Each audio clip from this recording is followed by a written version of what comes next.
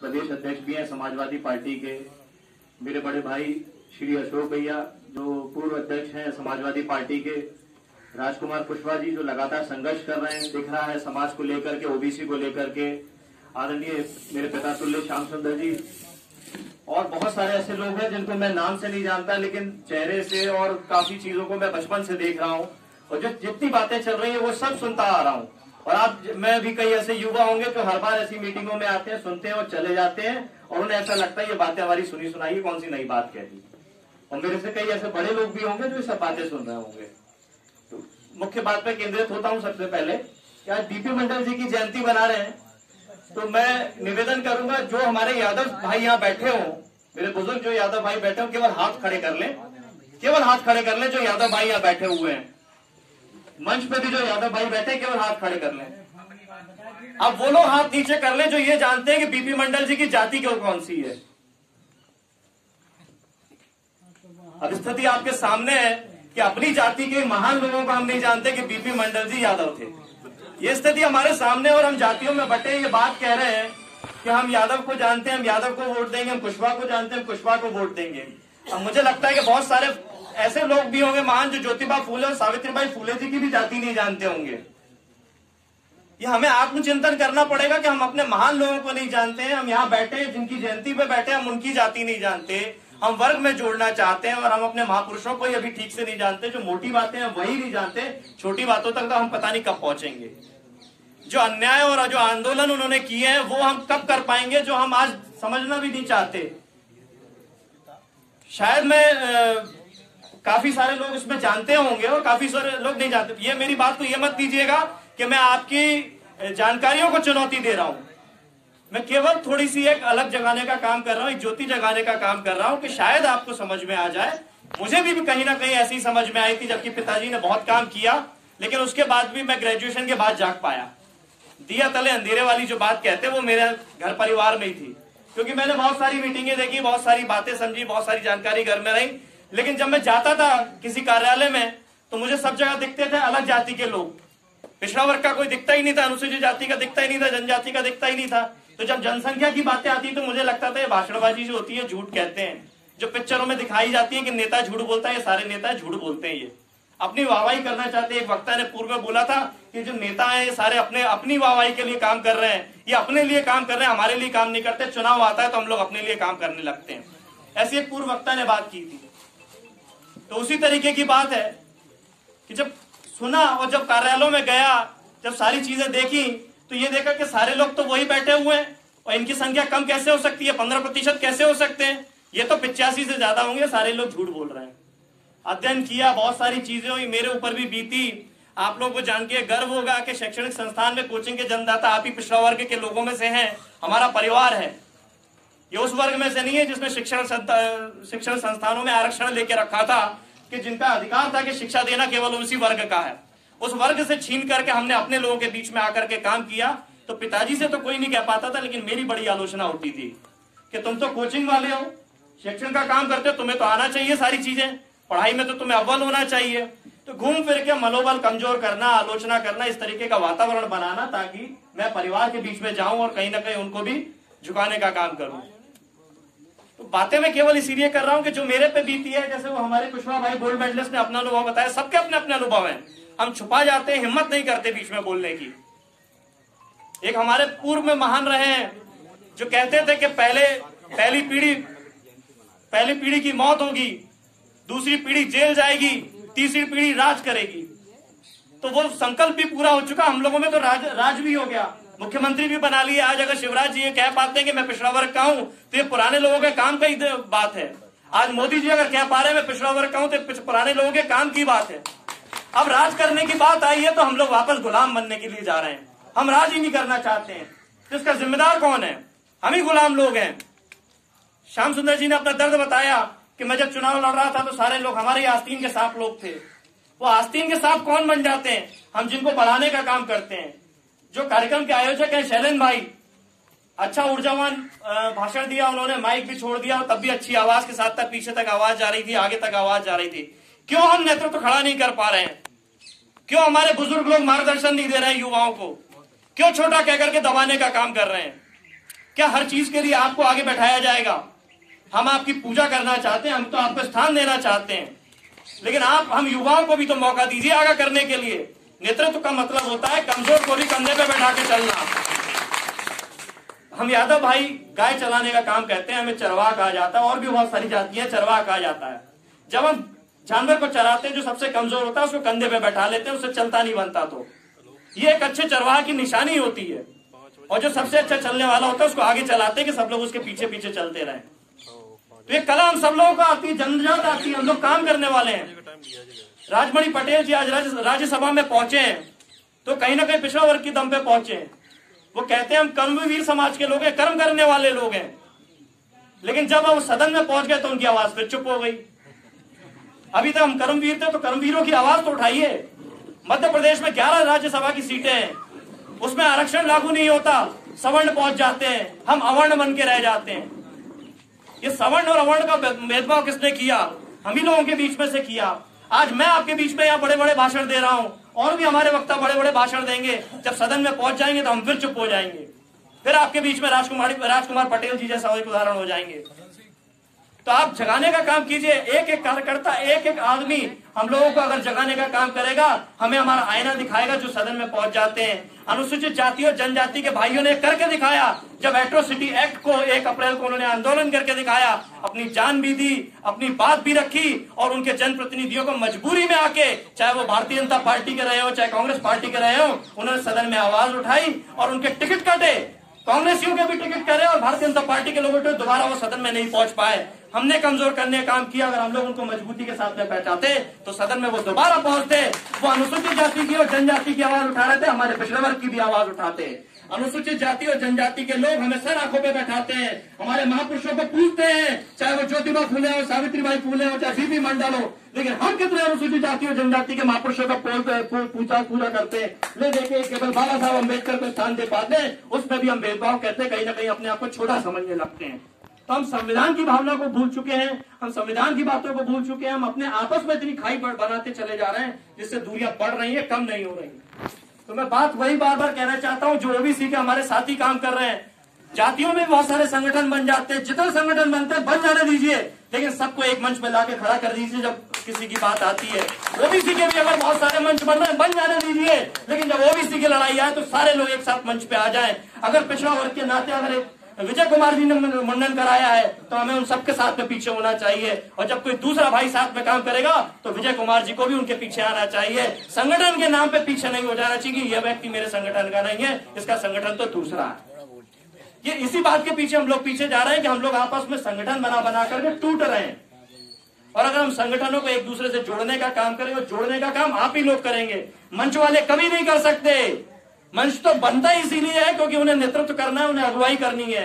आप भीड़ जो हम नेतृत्व के पीछे चलते हैं, जो हम लोगों को नेतृत्व देते हैं, आप एक कर सकते हैं जब हम लोगों की आलोचना शुरू कर देंगे, जैसे अभी कई सारे भाइयों ने करी है।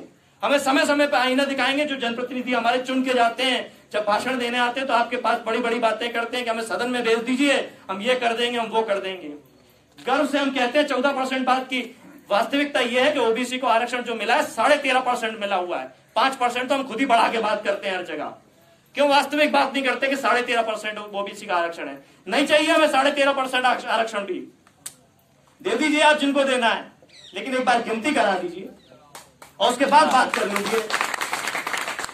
अपने आप समझ में आ जाएगा बेईमान कौन है, हिंदुओं का हक कौन छीन रहा है। मुसलमान छीन रहा है और आगे बैठा हुआ हिंदू छीन रहा है। राम मंदिर आंदोलन में गोली खाने का काम किन हिंदुओं ने हुआ था, और जब ट्रस्ट बनाने का काम हुआ तो कौन हिंदू बैठ गए? तो मुसलमान हमारा हक छीन रहा है कि ये जो हमारे हिंदू भी बैठे हैं वो हमारा हक छीन रहे हैं। तो हिंदुओं के नाम पे जो बांटने का काम, डराने का काम, ये केवल वही लोग कर रहे हैं जो हमारा हक छीन रहे हैं, हमारा अधिकार छीन रहे हैं। मेरा आज तक किसी मुसलमान से झगड़ा नहीं हुआ, लेकिन मेरा झगड़ा उस जाति से जरूर होता है जो हमारा हक छीनती है। आज अगर मैं भारतीय लिख रहा हूं, अपनी जाति को पीछे छोड़ने की बात कर रहा हूं, तो जैसे धर्मेंद्र भाई ने बात करी कि शरद यादव जी कहते हैं कि जात छोड़ो जमात जोड़ो, लोहिया जी ने भी वही बात कही थी, जनेऊ छोड़ो जात तोड़ो जनेऊ छोड़ो, हिंदू बनाम हिंदू, उन्होंने बहुत सारे भाषण दिए। आप किताब पढ़िए, लोहिया जी सवर्ण वर्ग से आते थे, आज उनके सवर्ण वर्ग के लोग उनको पूछते नहीं है क्योंकि उन्होंने पिछड़े की बात करी थी, पिछड़ों के नेतृत्व की बात की थी। उन्होंने नारा दिया था 100 पावे 100 में 60, 100 ने बांधी गांठ, पिछड़ा पावे 100 में 60। संसोपा उनका दल का नाम था और उन्होंने तब नारा दिया था, तब दूरदृष्टि थी। आज हम बात करते हैं, हम तो 27% की बात कर रहे हैं, वो तो 65% की बात कर रहे थे। तो हम 65% पे कब आएंगे? अभी हम 13.5% पे अटके हुए हैं। तो जनगणना की बात कीजिए और जनगणना की बात जोरदारी से कीजिए, अपने आप सारी बातें आ जाएंगी। आपका हक अधिकार कौन छीना, सामने आ जाएंगी सारी बातें। ये जो विजय कुमार भाई, धर्मेंद्र कुशवाहा भाई ओबीसी महासभा के नाम से आंदोलन चला रहे हैं, इनका साथ दीजिए और इसी आंदोलन में से पहुंचाइए लोगों को सदन में। फिर देखिए आप करिश्मा, कैसे करिश्मा होता है। बहुजन समाज पार्टी बनी तो कहीं ना कहीं उसी संगठन से बनी और आपके बहुत सारे नेतृत्व खड़े हो गए। समाजवादी पार्टी बनी तो बहुत सारे इन्हीं नेतृत्व से बनी और आप देखिए बहुत सारे नेता पैदा हो गए। लेकिन आप सोचते हैं कि भारतीय जनता पार्टी में आप पदाधिकारी बन के यहाँ बैठ के अगर कोसेंगे, माफ कीजिएगा जो भाजपा के लोगों कि यहाँ कोसेंगे, लेकिन पद भी ले लेंगे भाजपा में, वोट भी भाजपा को दे देंगे और हक अधिकार मांग लेंगे, कभी नहीं मिल पाएगा। कांग्रेस का पद ले लेंगे, कांग्रेस को कोसते रहेंगे और आपको हक अधिकार मिल जाए, कभी नहीं मिलेगा। मुझ जैसे युवा को आज अगर बोलने का अधिकार मिला है, परिवार का, पिता का और समाज का तो नेतृत्व है ही, लेकिन मेरी पार्टी, मेरा दल समाजवादी पार्टी ने मुझे मौका दिया है, जो मैं जाति के आधार पे आज नेतृत्व कर रहा हूँ। टीवी डिबेट में या पत्रकार महोदय जो पूरी एक जाति के पास है, वहां ओबीसी की बात रख पाता हूं तो वो मेरी पार्टी का ही कारण है। अगर आज मैं समाजवादी पार्टी में नहीं होता तो मुझे मुखर आवाज नहीं मिलती, ना बोलने की शक्ति मिलती, ना ताकत मिलती। तो अगर युवाओं को और पिछड़े वर्ग को अगर सबसे ज्यादा ताकत देने का काम कोई कर रहा है तो मैं बड़े गर्व से कह सकता हूं कि समाजवादी पार्टी दे रही है। मध्य प्रदेश में हम कमजोर जरूर है, लेकिन हम अन्याय के खिलाफ हर उस आंदोलन के साथ खड़े हैं, ताकत के साथ खड़े हैं। संख्या कम होगी लेकिन हम गुलाम नहीं कहलाएंगे, हम हमेशा अन्याय के खिलाफ कहलाएंगे। तो मैं यही बात नहीं कहूंगा कि आप समाजवादी पार्टी से जुड़िए, लेकिन जिस भी पार्टी में रहिए वहां आंदोलन करिए, वहां आवाज उठाइए। उसी तरीके से लोटन राम निषाद जी ने बात उठाई, पिछड़ा वर्ग मोर्चा को रह करके उनको हटा दिया गया, लेकिन कश्यप जी को बनाया तो कश्यप जी की योग्यता कहीं कम नहीं है निषाद साहब से। निषाद साहब जी की कमी केवल एक ही चीज की रही कि उन्होंने प्रभु राम पे आलोचना कर दी कि मैं प्रभु राम को नहीं मानता। आप पद पे रह करके कभी आलोचना नहीं कर सकते, पद की गरिमा रखनी पड़ेगी। जब आप पद पे आ जाते हैं तो सबके होते हैं। संविधान कहता है, संविधान कहता है कि अगर आज मोदी जी हैं तो मोदी जी को सबका ख्याल रखना है, आज अगर शिवराज जी हैं तो उनको सबका ख्याल रखना है। ये कोरोना महामारी मुसलमान लेकर के आ गए, ये बंटवारा नहीं करना है बीमारी में। ये कल आपको भी कहेंगे कि अगर यहाँ अगर मध्य प्रदेश पिछड़ रहा है तो पिछड़ा वर्ग के कारण पिछड़ रहा है, अनुसूचित जाति के कारण पिछड़ रहा है, अनुसूचित जनजाति के कारण पिछड़ रहा है। ये कहेंगे और कह चुके हैं मंच पे, तो जाके इन्होंने कह दिया कि कोई माइकलाल आरक्षण खत्म नहीं कर सकता, लेकिन जब फाइल इनके वल्लभ भवन में पहुंच गई तो आज तक निर्णय नहीं ले पाए। 15 साल शासन किया, क्यों 27% आरक्षण नहीं दे पाए? बोलते हुए पिछड़ा वर्ग क्यों, चाहे मोदी जी हो चाहे शिवराज जी हो, क्यों नहीं कर पाए? पूछिए ना। भारतीय जनता पार्टी में पहली बार पिछड़ा वर्ग मोर्चा बना है, पहली बार पिछड़ा वर्ग मोर्चा बना है, केवल इसीलिए बना है कि पिछड़ा वर्ग को मूर्ख बनाया जा सके। पद दे दिया जाए कि पिछड़ा वर्ग के अध्यक्ष है, ये उपाध्यक्ष है, ये सचिव है, दे तो दिया तुमको, लेकिन अधिकार कहां देते हो? अधिकार कहां देते हो? कैबिनेट की जब मीटिंग होती है तो प्रस्ताव कितने आते हैं पिछड़ा वर्ग को लेकर के? पिछले 15 साल में आप पिछड़ा वर्ग आयोग का गठन कितनी बार कर पाए? कितनी मीटिंगें हुई, कितनी सिफारिशें हुई? पिछड़ा वर्ग वित्त विकास निगम का बजट कितना है? पिछड़ा वर्ग के लोगों को कितना पैसा पहुंचा? तो पिछड़ा वर्ग वित्त विकास निगम के बात पे बोलते हैं वो जो मुख्यमंत्री योजनाएं चल रही हैं उसी के बजट में से पिछड़ा वर्ग की योजना चल रही है। तो ब्राह्मणों के लिए भी एक आयोग बना दीजिए, उसी में से उनको दीजिए, ठाकुरों के लिए भी दे दीजिए, बनियों के लिए भी दे दीजिए, सबके लिए ऐसा कर दीजिए। जब पिछड़ा वर्ग आयोग वित्त विकास निगम से आप पिछड़ों का पेट काट सकते हो तो बाकी सबका भी पेट काटो, क्यों बाकी बिरादरियों का पेट नहीं काटते हो? हम लोग शांत लोग हैं, हम कभी अन्याय के खिलाफ लड़ते ही नहीं है और हम अन्याय करते भी नहीं है। यही हमारी सबसे बड़ी दुविधा है। अगर हम अन्याय करने लगेंगे, जैसे हम 4 लोग अगर अभी यहां बैठ जाते हैं, जैसे आप लोगों के आशीर्वाद से, बुजुर्गों के आशीर्वाद से कहीं टीवी डिबेट पे बैठता हूं तो वहां एक जाति विशेष इकट्ठी हो जाती है और मैं अपनी जाति की बात करने लगता हूं तो मेरे पास जातिवाद का आरोप लग जाता है। लेकिन वो 3 जाति वाले बैठे होते हैं तो कभी जातिवादी नहीं कहलाते, वो कभी मीडिया के ऊपर जातिवाद का आरोप नहीं लगता। दिलीप मंडल जी ने माखनलाल चतुर्वेदी यूनिवर्सिटी में यह आरोप लगाया कि पत्रकारिता में सबसे ज्यादा ब्राह्मण है। हमारे ही लोग विरोध करने लगे, वहां उनके खिलाफ पत्र जलाने लगे, प्रज्ञा ठाकुर के साथ में मुर्दाबाद मुर्दाबाद करने लगे। क्या गलत बोला था? आप अपने आसपास देख लीजिए, पत्रकारिता में कौन सी बिरादरी सबसे ज्यादा है? और यही केवल एक जाति पूरे हिंदू समाज का शोषण कर रही है। अगर हम हिंदू बनने की बात करते हैं तो क्यों नहीं अधिकार देती? ये ठाकुरों का भी अधिकार छीनती है, ये बनियों का भी अधिकार छीनती है, ये केवल पिछड़ा वर्ग का अधिकार नहीं छीनती। दिलीप मंडल जी का ये कहना था, खुली चुनौती दी थी उन्होंने सांची स्तूप पे आने की कि सांची स्तूप पे आइए और बहस कीजिए, चर्चा कीजिए। एक भी पत्रकार नहीं पहुंचा, एक भी मीडिया का आदमी नहीं पहुंचा। जब अध्ययन करके, जब चुनौती दे करके इनसे बात करने की बात करेंगे, ये कभी नहीं आएंगे। ये वो आरएसएस के लोग हैं जो सुबह के अंधेरे में डंडा छुपा के पकड़ के घूमते हैं और योजना बना के वापस घूम जाते हैं। जैसे उजाला होता है ये मुंह छुपा के बैठ जाते हैं। ये खुल के कभी नहीं बोलेंगे कि हम आरएसएस के। ये भीड़ में इकट्ठा होकर के चिल्लाते हैं, ये पंथ संचालन करते हैं, तभी चिल्ला चिल्ला के बोल पाते हैं। ये खुले में आके, चौड़े में आके बात तो करें। इनको इनकी औकात समझ में आ जाएगी, इनको इनकी हैसियत समझ में आ जाएगी। ये बताएं कि तिरंगा अभी तक क्यों नहीं फहराया था इन्होंने, कि उस पर बात करें। अगर ये राष्ट्रभक्त हैं तो ये बात करें कि क्यों इन्होंने सरसंचालक जो है अभी तक पिछड़ा वर्ग का नहीं बनाया, अनुसूचित जाति का नहीं बनाया, जनजाति का क्यों नहीं बनाया, क्यों एक जाति विशेष का होता है, क्यों एक जाति विशेष का होता है। और हमारे लोग बड़े गर्व से साथ में शाखा लगाते हैं, झंडा लगाते हैं सुबह सुबह कि मैं आरएसएस का हूं। क्यों? क्योंकि आपको एक शॉर्टकट लगता है कि अगर तरक्की करनी इस भारतीय जनता पार्टी की सरकार में तो आप आरएसएस के माध्यम से तरक्की कर लोगे और आप पे आरोप भी नहीं लगेगा कि आप राजनीति कर रहे हो। इससे आपको जागना पड़ेगा, आपको समझना पड़ेगा।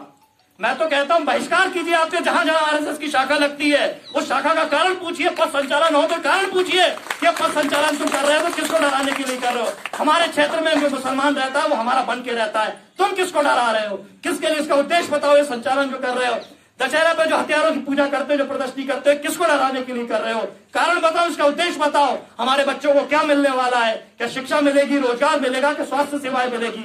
सारी चीजों का तुम निजीकरण करना चाह रहे हो और निजीकरण केवल इसीलिए करना चाह रहे हो कि घूम फिर के वापस से लाठी तुम्हारे पास आ जाए और सर हमारा रहे। और हमारे सर पे बार बार निजीकरण के नाम से तुम लाठी मारोगे। हबीबगंज स्टेशन का काम तुमने, मध्य प्रदेश का सबसे पहला प्राइवेट स्टेशन बनने जा रहा है हबीबगंज रेलवे स्टेशन, भोपाल का दूसरा स्टेशन है, भारतीय जनता पार्टी के कार्यालय के ठीक सामने है। बंसल कंस्ट्रक्शन कंपनी को दिया हुआ है। देते किसी पिछड़ा वर्ग को? स्किल डेवलपमेंट की बात कर रहे हो ना, देखते स्किल किसी को? क्या विश्वकर्मा समाज कमजोर पड़ गया है क्या? विश्वकर्मा समाज का क्या काम है? देते सबको रोजगार, तब बात करते हैं कि स्किल डेवलपमेंट का तुमने काम किया। तुम पूंजीपतियों को काम देते हो, पूंजीवादियों को काम देते हो और फिर बात करते हो कि स्किल इंडिया बनाओगे, मेड इन इंडिया बनाओगे, मेक इन इंडिया बनाओगे। केवल झांसा देने की बातें हैं और झांसे में हम लोग फंस रहे हैं। चाहे वो ज्योतिराज सिंधिया झांसा दे, चाहे वो शिवराज सिंह चौहान झांसा दे, चाहे वो प्रधानमंत्री नरेंद्र मोदी जी झांसा दे पिछड़ा वर्ग बन के, ये सब हमको झांसा दे रहे हैं। क्योंकि जब ये सत्ता में पहुंच जाते हैं, जब ऊंचे पहुंच जाते हैं, तो ये उन्हीं के साथ में सवर्ण बन जाते हैं, ये पूंजीवादी बन जाते हैं और हमारा शोषण करते हैं। तो शोषण के खिलाफ आवाज उठानी है, हम सबको मिलकर आवाज उठानी है। समय का अभाव है, बहुत सारा समय ले लिया, चर्चाएं तो बहुत करना चाहता था। फिर मिलेंगे, फिर मौका देंगे शैलेंद्र भाई, तो फिर बात होगी।